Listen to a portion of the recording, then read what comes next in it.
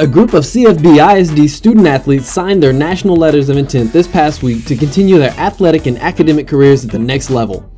In total, CFBISD had 11 students signed to play their respective sports in college, representing our district in women's soccer, baseball, softball, football, track and field, and wrestling. We wish you well in your endeavors at the next level and hope that you come home to CFBISD and visit where it all started as you continue down your academic and athletic paths. Good luck, guys. Carrollton-Farmers branch hosted its annual district open house, except this year it was hosted entirely online. Principals, teachers, and administrators were all on hand to answer questions and interact with parents during its virtual open house. Parents who missed out on the event can still take advantage of the virtual open house by visiting cfbisd.edu/choice.